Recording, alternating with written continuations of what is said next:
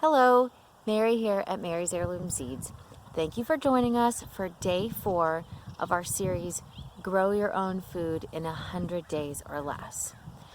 Our first day we planted radish and beans. Our second day we talked about planning your garden. And our third day we watered the garden. We should be watering the garden every day if it's hot, every other day if it's not very warm. If you have a drip irrigation system, that would be fantastic. But if you're just getting started, you don't need to use a lot of water. So today we're going to talk about planting in containers or smaller containers in order to transplant in our garden. I understand that you could be going, wait a second, Mary, we're not ready. Our raised beds aren't full of soil yet, or our garden isn't plowed or tilled or cleared. Well, the great thing about this is you can grow seeds in small containers and then transplant into your garden when it's ready. So you can get a jump start on your garden by planting in small containers. You don't have to buy fancy containers. You can if you want to, but it's as simple as using, you can use red Solo cups or any kind of plastic cup. You can use containers that are specifically made for seeds. You can also just use recycled bits and pieces from your kitchen, yogurt containers, sour cream containers, things like that, things that you already have on hand. You can also use coconut core pellets. We sell them at Mary's Heirloom Seeds. They make seed starting so easy. We use them in our own garden as well for certain things like lavender, tomatoes, things that really are very small seeds that really could use a smaller seed planting container.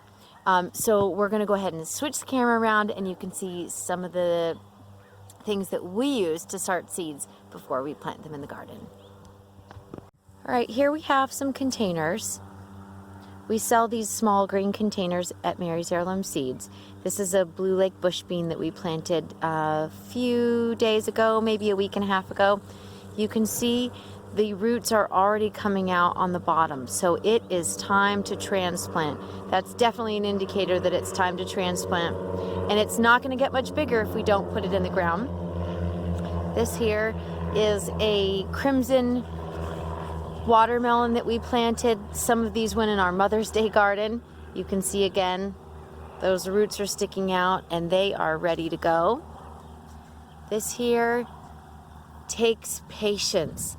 These are pepper seedlings. These are 3 weeks old. It took that long for them to germinate. You notice you're not going to see roots coming out the bottom because they are tiny. This is a yellow scallop squash, also part of our Mother's Day garden we just transplanted. No roots coming out yet.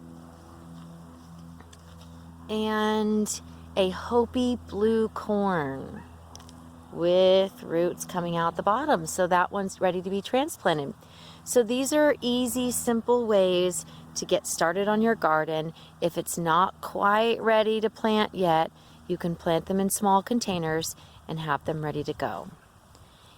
In our article segment of our day 4, we will share other ways you can use recycled containers for your garden, and also germination rates for seeds to help you get started to try and figure out what's best to grow.